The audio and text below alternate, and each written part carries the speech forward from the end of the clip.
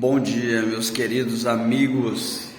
Então, queria falar com vocês sobre choro, que é um assunto bem complexo, uma palavrinha curta, mas bem complexa. E aí eu estava pensando, estudando e conversando, e assistindo live e me alimentando espiritualmente. E eu fiquei pensando que existem vários tipos de choro, né? Toda essa reflexão começou lendo Mateus, que eu tenho estudado um pouco sobre as bem-aventuranças, Mateus capítulo 5, verso 4. Bem-aventurados que choram, pois serão consolados. Bem-aventurados os que choram, pois serão consolados. Deixa eu deixar no jeito aqui a próxima escritura que eu quero ler com vocês, para depois não tirar minha concentração. Pronto. Então, eu fiquei pensando que existem vários tipos de choro, e essa é uma área que sempre foi delicada na minha vida. Por quê? Porque eu tive uma educação de que homem não chora, homem não pode chorar.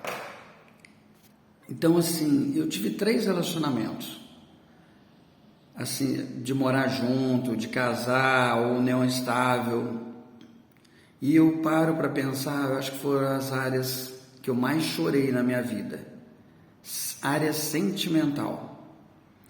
No primeiro relacionamento, a minha ex-mulher, mãe dos meus filhos mais velhos, ela ficava muito incomodada porque em 7 anos e meio de relacionamento ela nunca me viu chorar, nunca viu uma lágrima cair do meu rosto.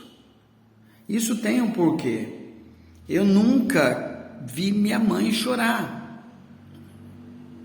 Eu nunca vi meu pai chorar, até que um dia, nunca tinha visto, até que um dia eu perdi um irmão, ele faleceu de uma forma violenta, era muito jovem, eu vi meu pai chorar de longe.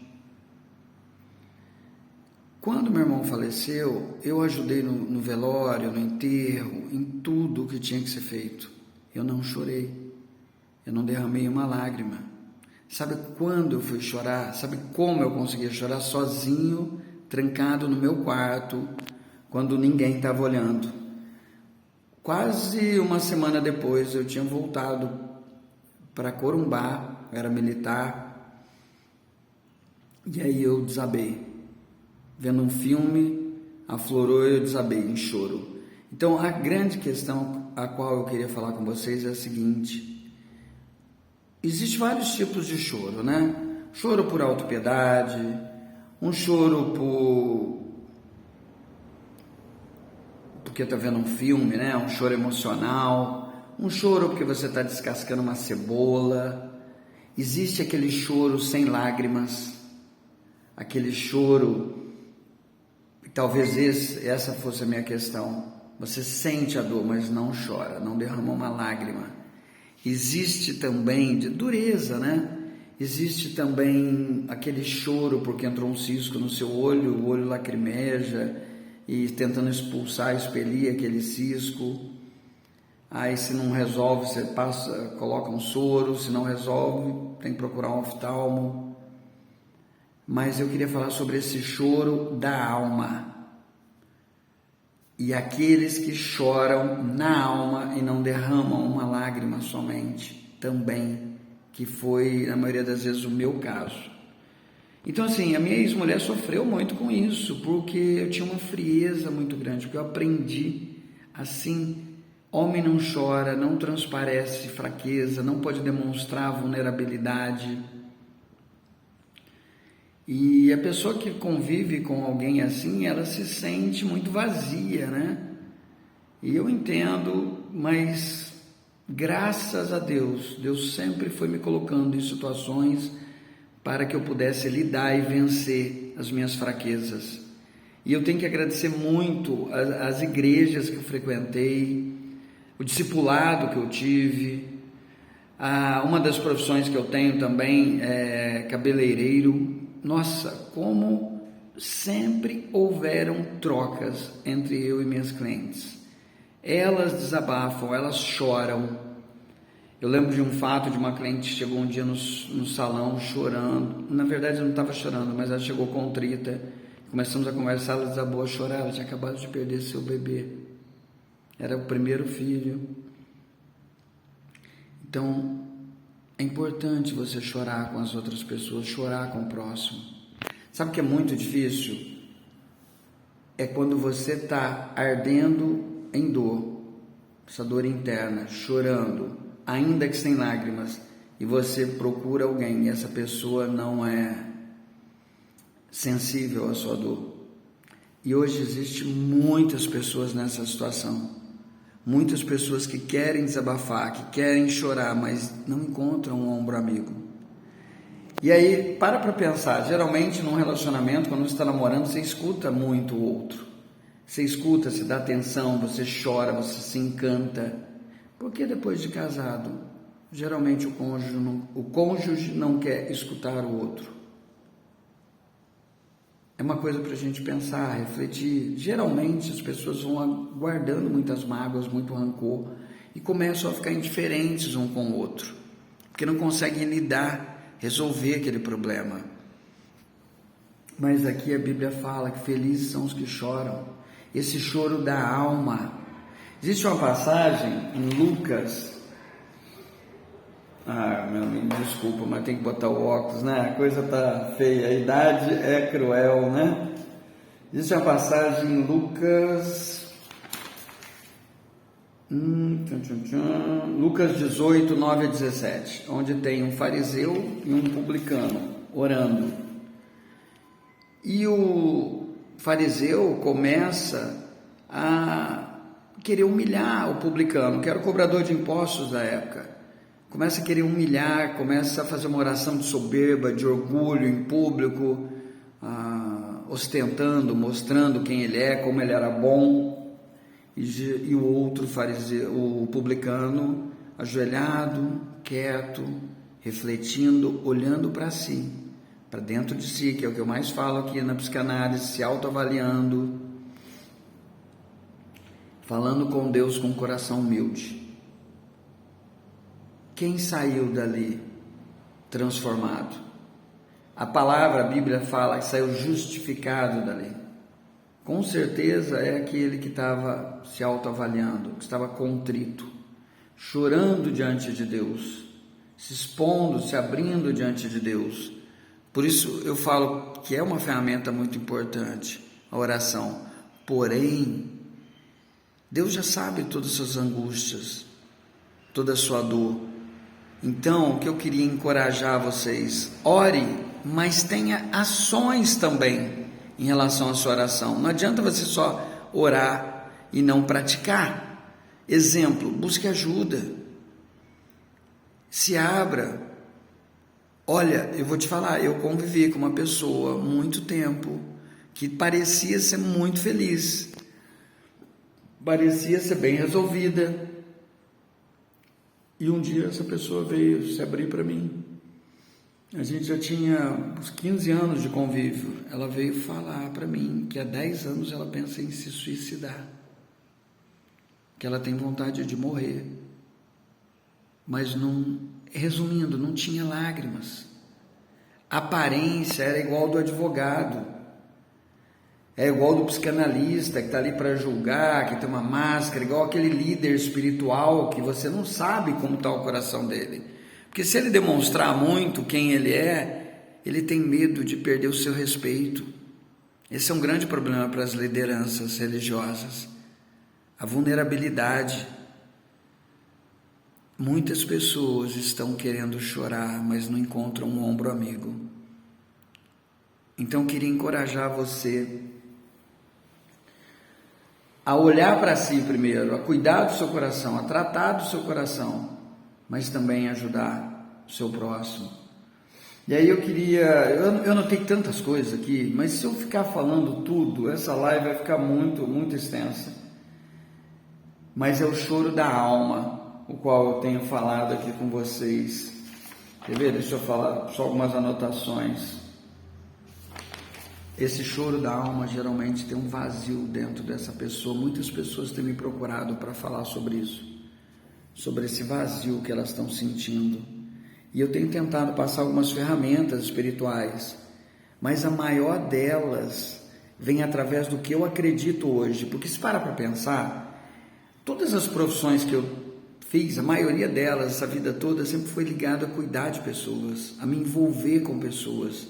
Eu adoro essa troca com seres humanos, com o outro, de abrir o coração, desde pequenininho, graças a Deus. As minhas amizades, a maioria era com mulheres, porque as mulheres buscam ajuda, as mulheres buscam tratamento, na maioria das vezes. O homem, ele tem mais dificuldade. Então, eu sempre gostei de conversas profundas.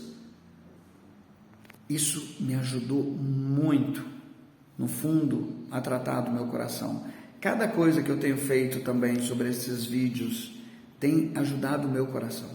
Eu estou me expondo, estou mostrando a minha vulnerabilidade, estou tirando a capa, a casca. As pessoas falam, pô, mas advogado não pode fazer isso, senão as pessoas não vão te respeitar. Cara, não me importo. A pessoa que tem um coração aberto, espiritual, ela vai ter uma afinidade comigo. Essa transparência é importante para cada um de nós, para os seres humanos. Então, ao seu lado pode ter alguém hoje pedindo socorro. Precisamos estar atento, não só para ouvir o que o outro sente, mas também ouvir as nossas emoções. É assim que você vai conseguir mudar, transformar. Você precisa ouvir, sentir, entender, externalizar, para poder ressignificar essa situação, para curar esse trauma, que a maioria vem desde a nossa infância.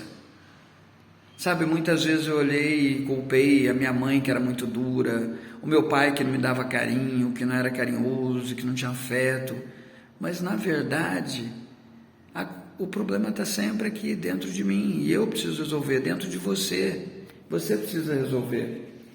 E as pessoas, sabe o que é mais triste hoje? Os jovens estão trocando, não tem muito carinho e afeto, eles têm muito sexo. Na minha época a gente não tinha essa facilidade, então bem ou mal acabava que nós tínhamos todo um namoro, uma cortesia, uma troca, um carinho. Você precisava conquistar a pessoa. Você não tinha um cardápio para ir lá escolher com quem eu vou ter relações hoje. E isso é triste, porque as pessoas estão ficando muito robotizadas, mecanizadas. Eu tenho um filho hoje que ele é pequeno, ele tem um celular que não dá para baixar jogo nenhum. Eu acho isso ótimo. Você acha que eu não gostaria de dar um celular melhor para o meu filho? Mas sabe o que eu penso? Quando eu deixo ele usar o meu, ou a mãe deixa ele usar o dela, ele fica horas ali, hipnotizado com aquele jogo. Então é melhor que ele não tenha, está muito novo para ficar assim, tão fechado nesse mundo virtual. E é o que está acontecendo com as pessoas hoje.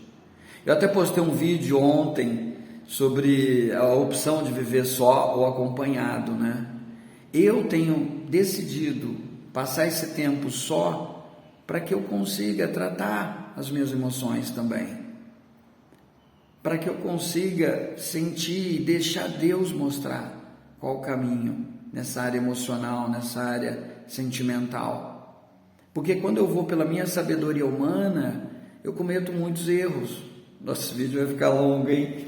Mas vai estar lá no YouTube, tá? Porque às vezes as plataformas não conseguem subir tudo.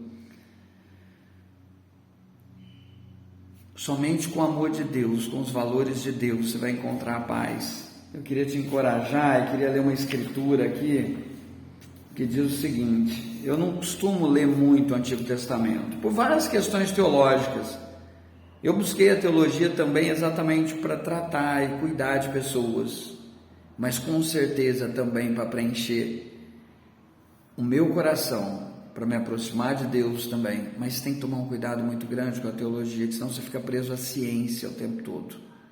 Mas vamos lá, Ezequiel capítulo 36, verso 25 ao 28, diz o seguinte: aspergei água pura sobre vocês e ficarão puros,